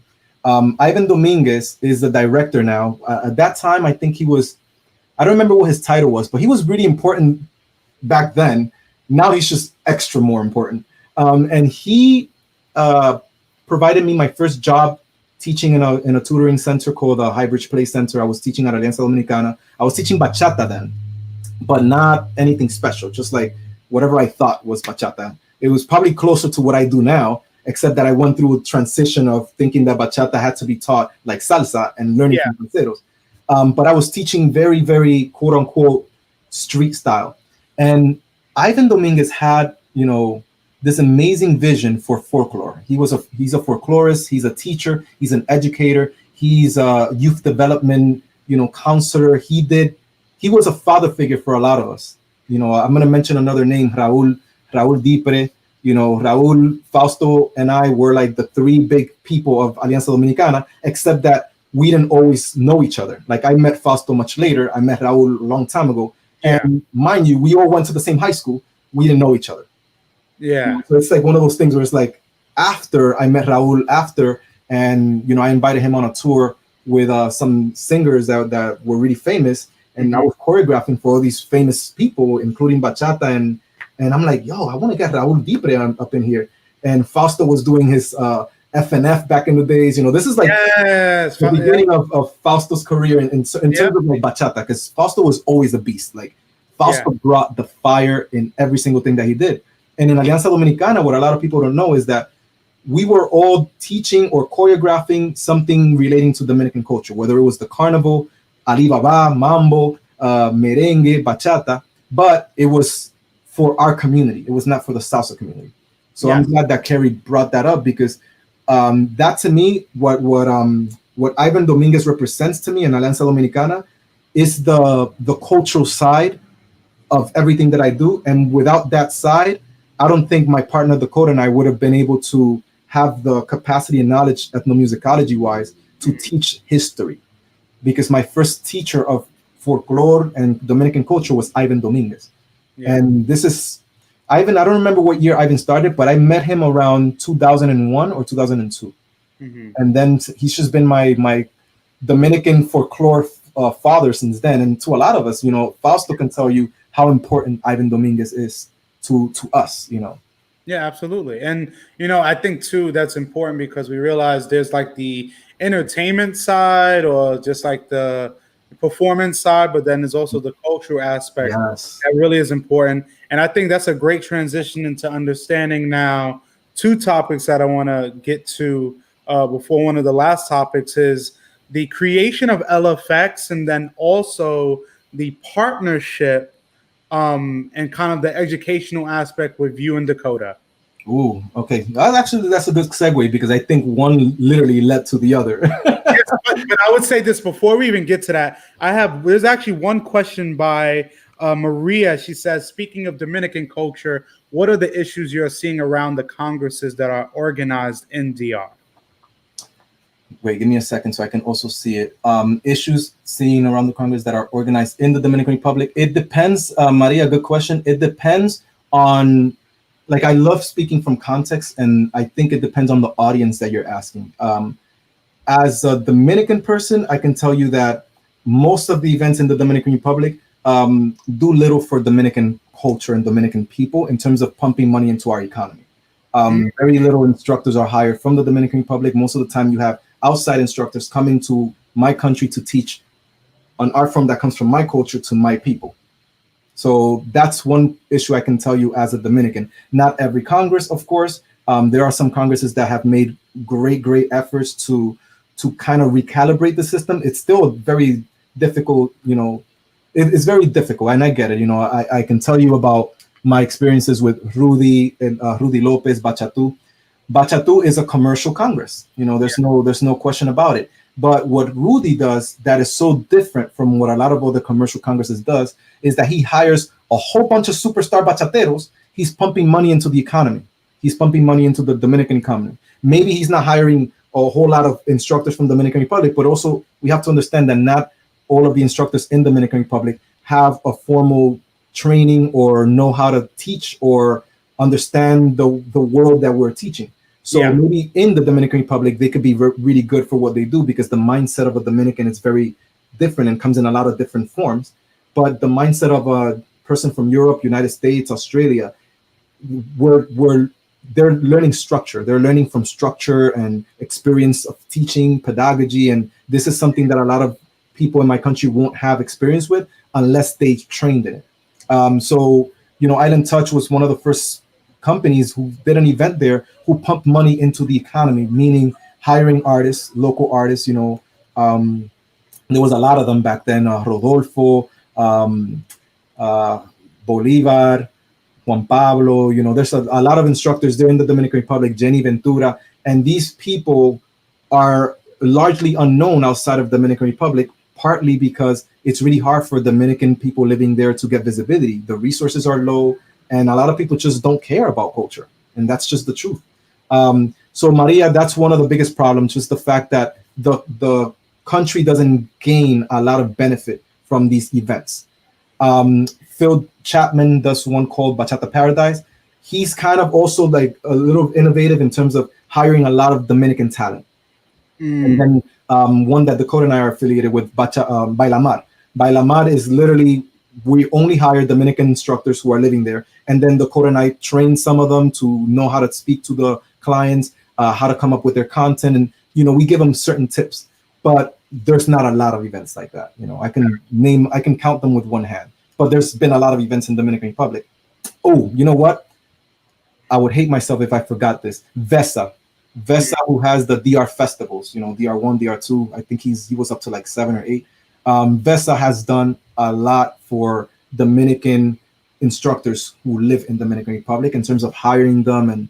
And I think that things are getting better, but I'm glad that Maria asked that because that's one of the biggest issues that I've noticed. Absolutely. Now, going to your question, Diamond. I'm always ready to talk about some LFX. Big shout outs to LFX. It's hard to talk about a team that you're so biased against. That you have a bias with, because LFX is our baby. We created it. LFX was born in Salsa Mambo Club. Joe Burgos is the father of LFX, and my mother is the mother of LFX. Because, my mom was a very influential person to our development and what we were doing. She taught me about my own culture. I relearned my culture through my mother, and I taught that in LFX, and that's what made LFX very special in the beginning. The fact that we were doing fusion, but we knew what we were doing with we knew what we were doing with everything. Mm-hmm. So when I was talking about hip hop, I taught them about Violeta Garagarza and KR3Ts and hip hop history and Cool Herc and what was happening in the Bronx and breakdancing. LFX learned that. When I was talking about salsa, LFX learned about Cuba and what was happening with son, the explosion of mambos, son, what was happening in New York, what was happening with Eddie Torres. LFX learned that. Same thing with bachata. When I was teaching bachata, we did our modern thing. We did our hip hop influence in bachata, but LFX was learning about what was happening with Trujillo back in the 30s and early 60s when bachata was first created. That was my pedagogy then, because that's who I was then. I went to college to learn how to teach. I went to college to learn how to produce music, and I studied in the Dominican Studies Institute, which is where we learn about Dominican everything. There's a huge library to learn from. Big shout out to Nelson Narciso Santana. If you're around, this man is an amazing genius. Like, he was a librarian at Dominican Studies Institute in City College, and he knew everything. Like, there's nothing I can't ask this man about Dominican culture that he cannot answer. But I was also very hungry. So for me, it was such, just as important to learn as it was to teach. So I would bore a lot of people. I'm pretty sure Sergio, who's the director of LFX, along with Stevie, I'm pretty sure I bored Sergio out talking about the history of bachata, because not everybody wants to learn about Trujillo, but that's just who I am. And everywhere I go, that's what I'm going to teach. So from LFX, we had Diana, Ricardo, Ilvin, Rizanek, Sergio, Aldonza. Oh man, I'm about to go woo. And this was the beginning of LFX. And Siana Santana was my partner at the time. And we literally sat down one day and said, yo, how can we bring our culture? Because Siana's Dominican too. I'm like, how can we bring ourselves into this and maintain a part of our culture? And we became the most popular dance team in the entire college campus. Everyone knew who LFX was. We were literally, you would hear someone say Yamule in New York. That was LFX in City College. The problem is, City College is just one college campus. Yeah. So then we had the crazy idea, Sergio and Sian and I, all the directors at the time, we had the crazy idea to expand and, go to other college campuses and maybe travel to a salsa event, social. And that was our beginning of leaving the college campus and turning more into that outside social dance scene. Joe Burgos provided some of my first opportunities as an instructor, and also he created some of our first opportunities as a dance team. Mm-hmm. Alejandro was the first person to hire us to do something like perform. So that was the journey of LFX. And then with Dakota, what we created, Areito Arts, became for me what was missing in my heart. Because in LFX, Latin FX stands for LFX, Latin Fusion and Expression. Okay. So it's all fusion. There was no authenticity. There was no traditional. It was just fusion. It's whatever, I don't know if there were other fusion dance teams in the New York scene, but we were one of the first teams that were teaching and performing bachata, merengue, salsa, and hip hop. And we even did belly dance, But even the fusion, that had to go along with George. Exactly. Well, George helped us to explore what fusion meant in terms of mixing, because in our first choreographies, we weren't mixing. We did all of the styles, but we didn't mix the styles. We didn't do a salsa routine where we broke into hip hop. That's when George came into the picture and we saw bachata tango. And I'm like, oh, holy shit, yo, Siana, Sergio, what up? What if we do something where we can mix it up? And then, of course, YouTube started to get more popular then, so we would look up some videos. I think the following year, Ataca en la Alemana became very popular, and we started looking at some videos from them and Tony Lara. So we were learning from a lot of people in LFX. We were learning from people from really far away, and they were all enriching us. We were learning all these things. But there was a void in me. And I think Sergio started to realize this because, thank you, Alejandro. Big shout out to Hondo. Hondo, we were talking about you earlier. Yeah, big Hondo. This man, Hondo, literally put bachata on the map in the West Coast, along with Katy Reyes and some of those early players. So now imagine, I have, our core of the team back then. We're now mixing bachata with hip hop with all these. So our bachata routines had all of this. But I think Sergio started to sense there was like a little void in me because, I've always been very drawn and very magnetized to my culture.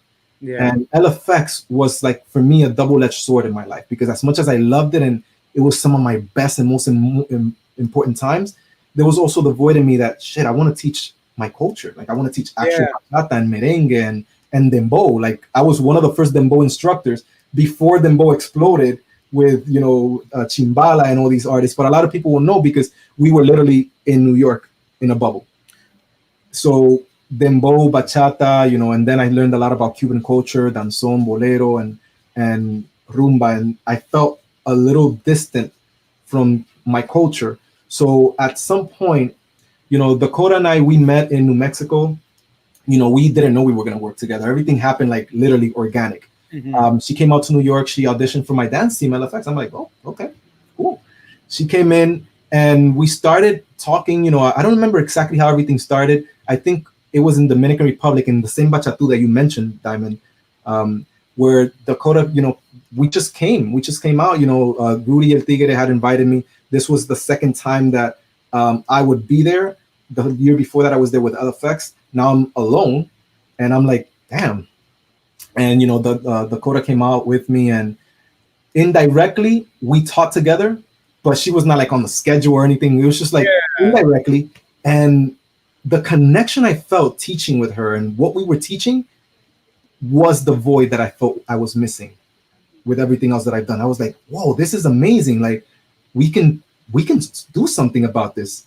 Then that's when Areito was born, literally. Like we created Areito from scratch, Dakota and I. And Dakota's indigenous, like she's from indigenous Apache territory, in New Mexico. And her family, like from her father's side, that's the indigenous culture.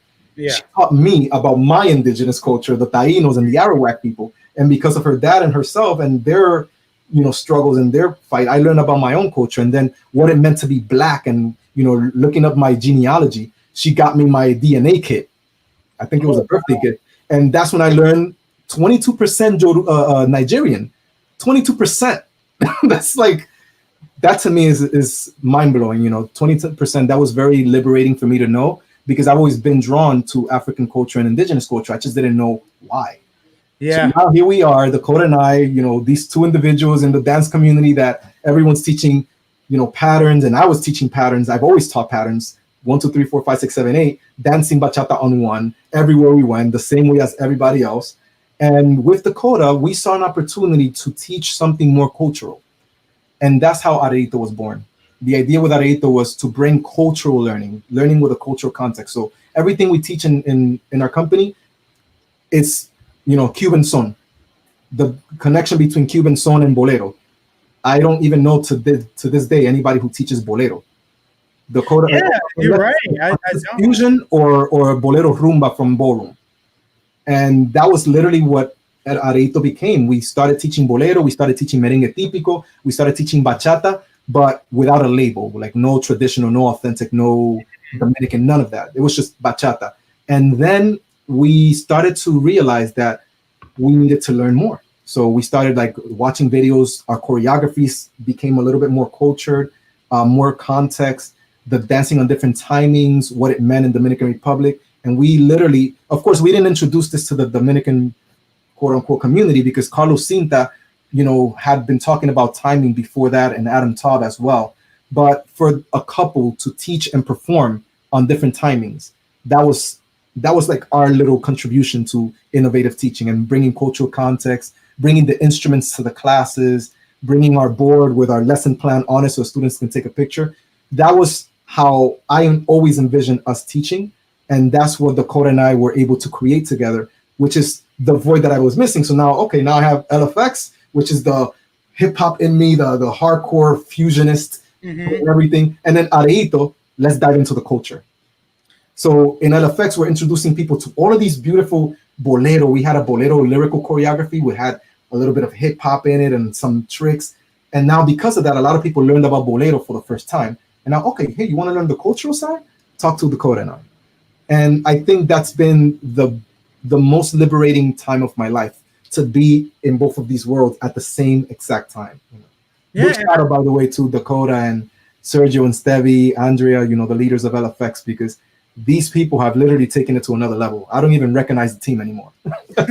But that's what happens usually when you create a creation you have, it kind of manifests itself, and it evolves over time, and realizing that I think from having LFX, it actually helped you find a new love, and you found and you meshed those two loves together, because you realize also that the people you started with at the Salsa Mambo Club. Give me 1 second. Give me 1 second, Diamond. I think she was reading something.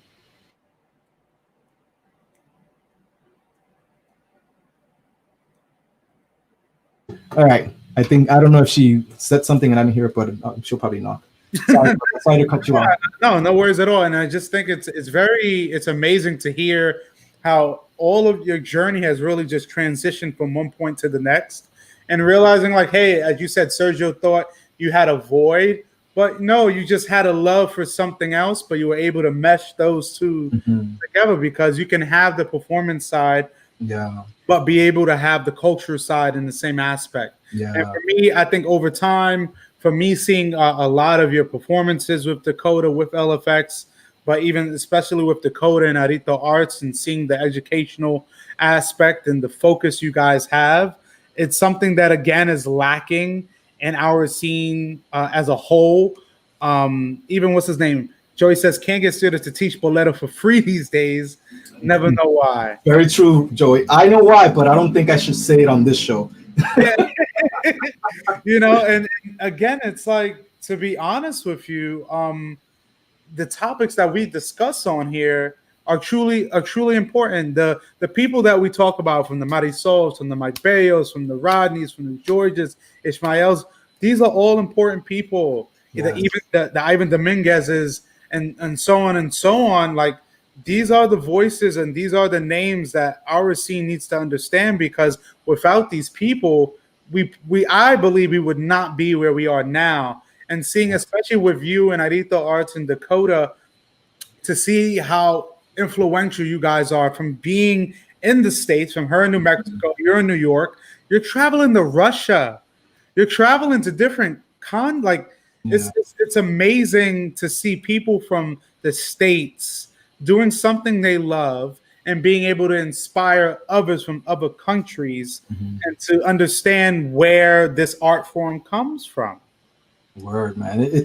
I think a lot of people that I meet, that I come across in life, whether they're students, peers, teachers, people who've taught me, I think they've at some point explained to Dakota and myself, or at least to me, what our work represents to them. And one of the things that I keep hearing, we used to get a lot that Bolero was boring. And I totally understood what they meant by that, because when I was younger, when I was 7 or 8, and my grandma used to listen to Bolero, I thought it was the wackest music ever. I was like, what is this cleaning elevator music, And, Dakota and I say this all the time. Your first experience with a genre will stick. It will become ingrained. So if your first experience with Bolero was Sunday mornings cleaning elevator music, that can stick. And unless people are willing to do the work of unlearning things and starting from zero and relearning them from the proper people, from people who are both experienced and also really good at it, because you can have experience and be trashed. Oh yeah. If you have both the experience and the expertise, I think those are the people that you need to start learning from. And I think what happened with Bolero is that it became stigmatized with being slow and boring, and and I think that when Dakota and I went to Cuba, we went to Cuba for her birthday. That's when it clicked for us. Like, yo, Dakota, we are in the right. Like, we looked at each other like, we're here, and we felt so connected to our own content, because we had already been talking about Cuba and Bolero and son and danzón, because that we studied that. This is what we studied. We can, I don't know a lot of couples, again, who can teach danzón or who know what danzón looks like in Mexico and in Cuba, because a lot of these things are only taught as a passing influential thing to mambo. We're always talking about mambo and where mambo comes from, and we kind of graze over danzón, like, oh yeah, it comes from danzón. Oh yeah, it comes from, danzón, where bolero and son also came from, and rumba. I'm like, yeah, but we got to dig deeper, because of that mentality of just saying something came from something, this came from mambo, or this came from merengue. Because of that mentality of just passing by things, we lose it. We literally lose it in time. We forget about it. So what we decided was to change the approach, and instead of saying bachata comes from son and bolero or merengue, we started to trace back the roots. We looked at it. Okay, what part of it comes from merengue? There we go, the groundedness. Oh wow, merengue is one of the oldest Afro-Caribbean dances in partner setting. Wow, I didn't know that, because I thought the habanera was older, but the habanera in Cuba was not a partner dance. It was a court dance where men and women were on opposite sides. And danzón is maybe 20 years younger, a couple of years after merengue. So merengue was like a grandparent dance, and a lot of people don't understand that. And teaching merengue and danzón, I feel, is the beginning of understanding Afro-Caribbean roots. And then tracing that back to what else was happening in Dominican Republic and Haiti, palos, atabales, and what was happening in Cuba with Abakwa and Yoruba traditions, and then bringing it back to Nigeria and talking about the Congo and Nigeria and Yoruba land. That's what we envision as a full education. And I think that if we start there and just tracing back things, and again, we're going to end up in Africa at some point in time. And now, instead of just saying Africa, let's be specific. Let's talk about Nigeria. Let's talk about Yoruba land. Let's talk about the Congo and the Bantu languages. And I think that's what instructors need to do. That's what consumers need to do. If consumers are not getting the important information that are making them a better whatever they want to be, if you're a teacher and you don't know the history of your dance, no. I'm going to tell you right now. Nope. Yeah. No. Teacher, if you're an instructor teaching a cultural dance, and I'm going to be specific, a cultural dance, and you're not teaching a cultural context of that dance, no. Just no. Doesn't matter how professional, it doesn't matter if I can tell Frankie Martinez is my boy. We go way back. Frankie Martinez, and if Frankie Martinez is slacking in something, I'll let him know. He's not slacking, because he knows what Abacua stands for. He knows what the secret societies were in Cuban culture, and he developed his whole thematics around this beautiful art form, but he knows the history. So if you're an instructor in today's world and you don't know the history, if you're a consumer, great, you don't need to know it. If you're an average social dancer, you don't need to know it. If you're an instructor, a leader in your community, and you don't know the history or context of what you're teaching, sorry, but you're in the wrong business. You're hitting the nail on the head, because it is important that, instructors like yourself, figures like yourself in our community are holding people and holding our other teachers accountable, because there's so many teachers coming and going, and a lot of them don't understand that, again, if you're teaching a cultural dance, you have to put cultural context behind that, because you have to be able to teach in totality. You can't just teach a step but not understand the counts. You can't teach a choreography and not understand positioning. Everything is really hitting in all realms, and it's people like you that really are helping our scene more than ever, and holding our figures of authority accountable, because it is important, like you said, that you can talk to people like Frankie, that people just high in such regard. But it's the respect. It's the respect that we have. I tell Ismael things to his face, and he tells me things to my face, and that's the relationship I have with Ismael. And the same thing goes with Joe Burgos. If Joe Burgos tell me, Edwin, mira esto, and I can tell Joe, mira esto. But that's the respect that we have, and I think that no instructor should lose that. I have at least 5 or 6 women in the bachata community today, and 2 in the salsa community, that they would write to me if I stepped out of line. And if they saw, hey, Edwin, that post, you might want to check that. Hey, Edwin, by the way, you said this, it's actually that. Hey, Edwin. And if we don't have people like that in our lives that can, and I'm not saying it because that has to be their job. It's not like that. It's just we uphold each other. and we're responsible, and we want each other to grow. And I know that if I don't tell Brian and Matatan, who's here, hey Brian, you better not be having any socials, Brian, with people without masks and gatherings, because Brian's my best friend. And if he's gonna do it, I'm gonna call him out and say, Brian, nah, brother. But at the same time, we have to hold everyone accountable and responsible, because what I've started seeing lately is we're talking about maybe, oh, this person is doing that and that person over there is doing this, but I see the hypocrisy. You know, I don't always talk about things. You know, I know what I choose. I'm very intentional with what I post on Facebook, and I know what I can and cannot say. And also I have to consider that I'm an ambassador of my culture in Dominican Republic. So there are a lot of things I cannot talk about, but I see things and I will call out people and call them in person. Hey, by the way, I saw this. Are you aware of this? That's what I am, because that's what I expect people to do for me. If I'm slacking, if I'm out of line, you know, Jessica Taylor will be on my ass like, hey, Edwin, by the way.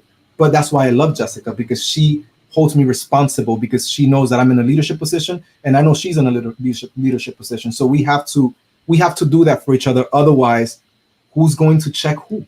Exactly. And that is so true, because as we become more ingratiated in the scene and over the years, and people become more popular, people become these legends and these famous people traveling. That fame comes with a sense of untouchability. Yes, but that fame also comes with a price, and it comes with responsibility and accountability, because just like you're talking about, and myself, even though I've been in the scene so much, it's more than ever that I am seeing the irresponsibility from a lot of the people that I used to hold in high regard. But also, it was also my fault for thinking that they should be doing better because I believe they should be. I myself had to realize that they are not me. They won't handle situations like I would. And especially now, you know, transitioning now into the topic of COVID-19 and this pandemic, and realizing that we are all being affected. Studio owners, you know, studios are being affected. There's some studios that are no longer around because, you know, there isn't any money flow. But also, there are also events that I've seen, that I've heard about, that people have been writing to me, and classes being done that are being done irresponsibly. And, you know, for me, it's like, I completely understand from your standpoint, and we have discussions about it, but it's the tone of how you disseminate your message. But it's also the responsibility of a lot of our teachers, a lot of our figures, to say, hey, that's, like you said, you have people that check you. But a lot of times these people who are creating these events that are doing it irresponsibly without safety guidelines don't have those same people checking them. Yes. And I know who I can reach out to for certain things, and I know who can take it a very, very in the way that I wasn't intending. I know who my friends are. I know who my peers are. I know who my mentors are, and I know who looks up to me. And these are all the people that I can call up and say, hey, no, wrong. Think it over. And maybe I won't give them the answer, but at least I'll let them know, like, think that over, you know. And the same thing happens with me. And I love that some people, you know, I love when people spell it out for me and tell me, Edwin, the language that you use, not good. By the way, Edwin, using the word victim, that could be problematic. Oh, wow. Thank you so much. First of all, thank you for letting me know, because shoot, how long have I been using this word that could be affecting someone? So boom, right away, change that out of my language. Boom. My partner corrects me all the time. If I say something that I working on, you know, changing or improving on, we will hold each other accountable. My partner would say, lead and follow. Yes. You know, and this is something that, again, we need to stop being so afraid to hear things. And we need to stop. Like, I honestly, Diamond, everything that you were saying with the COVID thing, you know, a lot of times I'm just like numb and like just numb with disappointment in what's happening. But here's what I have learned. I can't, as a person, I can't control everything. Yeah. I'm not an expert on health. I'm not an expert on anything except what I have studied, which is my culture, ethnomusicology. That's it. Everything else, I can be as informed as the people around me. That's it. So what I can't do is I can't hold someone to my own standard. But what I can do is, if I'm a consumer and a member of this community and something's affecting this community, hell no, I'm not going to stay shut. Yeah. Nope. That's not going to happen because it's no longer just that person's life. It's also the person who they live with. It's also the person they dance with. It's also the person that they're seeing. It's also their best friend, who's also my friend or my dance partner, who we're going to be around each other. It's also the people who we don't even know, who we're not even around, who we could just contaminate, and it just propels itself. So I think that what's happening is that people are getting desperate. The psychology of a pandemic, of being indoors for so long, and having the normal life not being there, and all of the stresses of all of the things that we're dealing with. We're dealing with police brutality, injustice, oppression, women erasure, Black women suppression, voices being muted, voices being completely ignored. We're dealing with a lot, and I think that we, all of us, men, women, LGBTQ plus community, everyone needs to realize and give ourselves at least a little credit to realize what mesh of a time we're in, where so many things are happening at the same time. A lot of these things are not new. A lot of these things have been around for so long. We've never had to be stuck paying attention to it. We have to pay attention. It's under the magnifying glass. And I think that with that comes the responsibility of, now we really need to start paying attention to how we hold each other accountable. And I think that's another thing. We have to define accountability. And because someone could say, you know what, I'm sorry, that's on me, I'm fully responsible, I take full responsibility. And all of that is just words to me. I need to see what that looks like.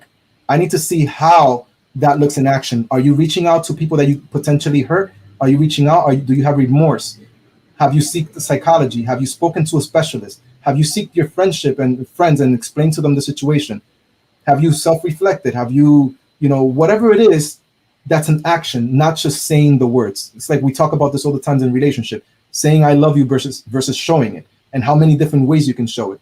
So everyone who's saying, let's be responsible, let's take accountability and all that, I think we need to start also defining what that looks like, because the biggest superstars and famous people who get, Weinstein, Harvey Weinstein, and all of these perpetrators and so many, Epstein, if we're not letting them know what accountability and responsibility looks like, and we're only saying that's wrong, and or we start attacking someone's character or their childhood or their family, rather than addressing their behavior that's being like the toxic behavior, then I think that we just really need to start defining terms and getting experts involved. I'm not an expert in sexual assault. I'm not an expert in COVID-19. I'm not an expert in any of those things. So rather than me starting to talk about what I think should happen, this is exactly what I started doing with the journey, just bringing people that have experience with something that I don't, and letting them reach out to the audience and the audience reach out to them, so that we can explore actionable solutions together. But, and this is something I learned from Stacy Pauline, this sister just really opened my eyes about a lot of things.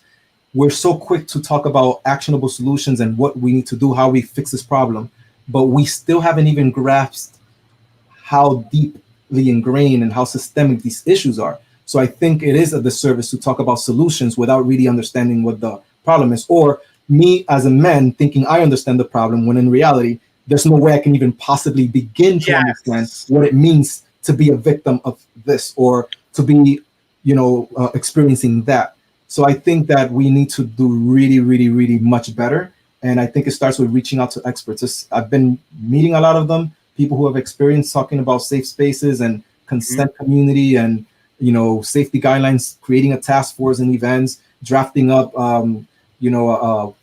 company values or standards for how we operate, what to do in the event of an assault. I think we just need those people in the forefront. No, absolutely. And, it's definitely true. I've talked to people myself, because what happens, especially in our dance community nowadays, that we have had a lot of posts from either anonymous people, but a lot of women in particular, that have now come forth with their experiences.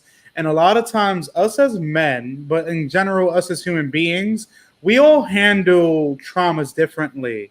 And we have to realize that, hey, we first need to listen. The most important thing is listening, instead of combating an issue, or for someone to talk about their experience. And we have the people that sympathize and are listening, but we also have the people that could quickly dismiss it. because there isn't the proof. But we And have I wanted to also like just say also listening, just people to understand, listening and hearing are not the same. I think a lot of people use them interchangeably, or they think they're doing one and they're doing the other. I think listening rather than hearing, and also listening to understand and not listening to react, because I think that's the main issue with myself, men around me, and every single man that I know in the community who is quote unquote woke. We listen to react. We listen to explain, to mansplain, to say what we think, to say what we feel, to discuss how we think about it and how we experience it and our point of view. And that's not listening to understand. That's listening to react. And I think that we need to start really thinking about what listening looks like. And then the last one is, Angelica and Jahaira, I love them to death. They've helped me a lot. They've taught me a lot. I've learned a lot about equity work and advocacy and inclusion from them, and Marisol Ramirez as well. And I think that another part is we need to stop saying, and this is something I'm going to hold myself accountable for. I'm going to hold Diamond accountable for this. I'm going to hold Balvilio accountable for this, and Leo Fig. We are very quick to call ourselves allies. I used to do this all the time. I've done this countless times. And I think rather than calling ourselves allies, we need to start reaching out to these people who are at the forefront of these issues and asking them what an ally looks like. Because my definition of an ally could be very different than Jahaira's definition of an ally. So if I'm going to be Jahaira's ally in her struggle as a Dominican queer person who's living in a community where, she's looked at a certain way or taught of a certain way, and I would never know what that feels like, I need to listen to Jahaira and ask her, Jahaira, how can I be an ally to you? What does allyship looks to you? How can I support you? Rather than saying, you know what, Jahaira, you know what, you're right. I'm tired of these things. Let me do this for you. Let me fight for you. And we need to stop saying, I'm going to fight for you, and start saying, let me fight with you. Yes. Rather than fight, like a black woman does not want a black man, a white man, or a white woman to fight for them. They are already fighting. What they need is amplification, visibility. They're already doing the work. It's not like they need the saviors to come out and fight. They already have this platform. They're killing it. But what they need is amplification. They need more exposure. They need visibility. They need you, Diamond. They definitely need you. They need you to reach out, and myself as well, and bring them on the show and interview them, because it's like, wow, this person, Leah Patterson, was talking about something. I'm like, yo, Leah needs to be heard. Hey, Leah, listen, I don't know much about what you're talking about, but I got a platform and I have 5,000 people on it. You want to come on the show? Yeah. And Leah's like, well, okay, let's talk about it. Let's do it. And then from there, things start to spark. And this is the value that I see in your show, Diamond. This is the value I see, because a lot of the people who are fighting have very low visibility, or very low reach, or they're not being heard by the right people, like preaching to the choir. Like the women are talking to themselves about their struggles, but the people that need to hear about it are the people who are the oppressors. And what your show is doing, you're providing a platform for everyone to listen. So thank you for that again. I told you I was going to thank you at least. I truly appreciate it, because again, I think even from the first episode, I realized that with this platform, again, anyone can do a podcast, or anyone can have a platform like this, but it takes the right person to understand how to use your tone and how to disseminate your message, and how to realize that it's a lot more about listening to the guests that you have on the show, rather than just rapid firing questions at them, because you can learn so much more from listening than just speaking. Yes. And I want to shout out Courtney for that comment. Know what you're fighting for. That was our whole entire talk yesterday, when I was talking about, I was watching a lot of posts with the women empowering and women uplifting women. And I saw two particular comments from two friends of mine, two completely different women that don't know each other, and they were conflicting comments. And I'm like, I really wanted to understand the black and white pictures and everything. And the gist of the whole thing was that I asked the question, and a lot of people came really quickly and answered, hey, Edwin, this is what it was about. And I'm like, wow, I didn't know that. And some women in the comments were like, I didn't know that either. So what Corny just said is so important for everyone to know what we're fighting for. It's important. We need to know what we're fighting for. Otherwise, we could be fighting a fight that's actually hurting our cause without us knowing. So thank you, Courtney. I appreciate it. No, absolutely. And for me, it's like, hey, having this platform and starting the conversations with people, not just about their journeys, but also about their concerns and Mhm. also about the issues that they feel are most important to them and the people around them. I mean, having a conversation with you, when I have a conversation with a future guest, like you talked about Jahira, I'm having a topic or a discussion with a future guest of a person that I seen when they were young and now transitioning into a female. And that is so important because a person like myself, a straight male, is seen in society as a person that shouldn't be having that talk. But I am the right person because, like you said, when you have people that are talking to the same choir and their voice is not getting heard on a larger scale, I want to be that person they speak to because I want them to know that I support them and I fight alongside them, not Yes, and for that's the key. Not fighting for, fighting with. And then also asking asking them, hey, look, I know you're struggling with this. I want to support. Is there anything I can do to support? Yeah, just research this, learn about it. That's a first step, a great first step. And then yeah. asking them what assistance do you need? What can I offer? Mhm. Rather than just assuming that everyone needs the same thing and saying, well, I'm going to do this for my sisters because my sisters need, protection. And I'm like, oh, wait, actually, I don't need protection, Edwin. I just need someone to listen to what was going to happen because I want someone to tell that person that, everyone needs different things. And I think we need to, I like a comment that I read Uh-huh. about having my boy, Ever. Ever says, that's why we have 2 ears and 1 mouth so that we can listen twice and speak once. No, that is so true. And like I'd say this a very good similarity that you have had the discussion with Jahira and I myself put on the live platform that like I had, and to literally having to unlearn and relearn the appropriate language Mhm. on live TV, me Yeah. making those mistakes and showing the human side, but Yes. also showing that I unlearned what I used to know and now I'm relearning what I need to know. And not being ashamed by learning, because learning is a beautiful thing. Learning is not something to be shameful of. If one of my peers reaches out to me and says, hey, Edwin, in the class, you said this, I think that was a little offensive. Wow, I didn't realize that. Thank you for letting me know. Let me talk to my partner and see if my partner and I can work on a way to fix this problem, because it is a problem. If it affected one person, it's a problem. It doesn't need to come from 3, 5, 6, 7,000 people for me to realize that if my voice, my whatever I'm saying is affecting you, it's a problem. I don't want you to be hurt by my words, so I'm gonna change this behavior in myself. And then continuing to keep people around who do this for us, Diamond. Yeah. Like I told you, to this day, I've never had to, actually, maybe once or twice, my best friends and I have had to correct each other on certain things, or maybe one of them is more enlightened than I am in a certain topic, and they'll let me know, like, hey, Edwin, by the way, I learned this from this person, and I'm like, oh, wow, I didn't even think about that. Mhm. And I think we need to continue to have people like that around us rather than getting combative about growing and keeping ourselves in this comfortable place where we could just be wherever we want to be and not realize that we could be hurting people around us. Yeah. And everything that you're saying, I agree with. And it's like having these conversations are always the first steps because, Yes. again, if we don't know, we don't grow. If we don't ask the questions, we never will get the answers. And it's important a person like yourself coming from your beginnings and to see where you are now presently and what you are doing for the future of our community is very special, Mhm. very honorable.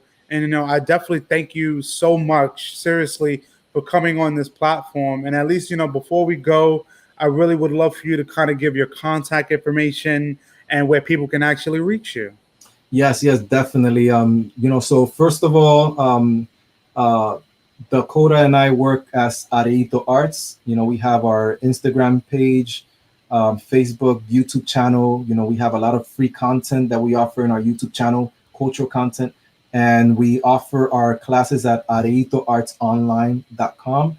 That's basically where people can come in and learn from us. It's a Netflix style platform where they can pay a membership and learn 3 different levels of bachata with us. Areitoartsonline.com. What else do we have? We have a couple of things coming up. I can definitely come back to the comments and drop in some links. We're teaching ladies, Women's Day and Men's Day, which are two special bachata workshops for quote unquote, again, traditional bachata, for women, for men. And we're going to literally teach people how to move and just have fun. That's going to happen in August, I think 15 and 16, if I'm not mistaken. Tomorrow at noon, I'm teaching a deep dive into bachata. Today we did an introductory lesson into bachata, the culture of Dominican Republic. Tomorrow we're diving into bachata, so we're going to talk about, we're going to have the live instruments in it, some footwork, body movement, and LFX dancers. You know, you can follow LFX on Instagram, YouTube as well, Facebook, LFX dancers. And I think that's it. You know, if you want to learn more about Dominican culture and my ambassadorship, this is something I don't really promote much, but if anybody was interested in learning more, getting involved with the Dominican government, what's happening with the government, our new president, my ambassador page is called Dominican Ambassador on Instagram and on Facebook. Dominican Ambassador. You can just type also in Embajador and it'll come up. And that's where I do a lot of my work with the Dominican government and Ministerio de Cultura and Alianza Dominicana with Ivan Dominguez. So thank you so much, Diamond, for having me. It's a pleasure again to share this journey, you know, talk about the past. It's my favorite topic ever. So, so if anybody else wants to learn more about the past, bachata, you know, back in 2003 and 2002 and what was happening then, reach out to me. I love talking. I can talk all day, and I'm here for y'all. Absolutely. And, I thank you, Edwin, so much. And I can tell everybody it's our first interview, but it surely won't be our last. And I hope in our next one, we can definitely have Dakota come in and we can get that full story from her as well. And her You might need to get Dakota by herself, because she's a whole other, she's a whole other level of artistry. Like, the woman does every single thing that you can think of as far as entertainment and industry. So definitely recommend. I will. I definitely want to get an interview with Dakota, and then we'll get another interview with you guys together. So, for me, this interview was so enlightening, so informative. It was definitely special. And I could see that when you're kind of diving into your memories of the past, how it makes your heart warm and it makes you just reminisce. And I think that's it's really important. So I definitely thank you so much, Edwin, again for coming onto the platform. And then, I want you and your family to definitely stay safe, especially during this time. And then, definitely in the future, we will all be reunited. Likewise. Don't get desperate. Please do not get desperate, people. The more precaution we take with all this, the quicker we can all be together. The more desperate you get, the more setbacks. So please take care of yourselves.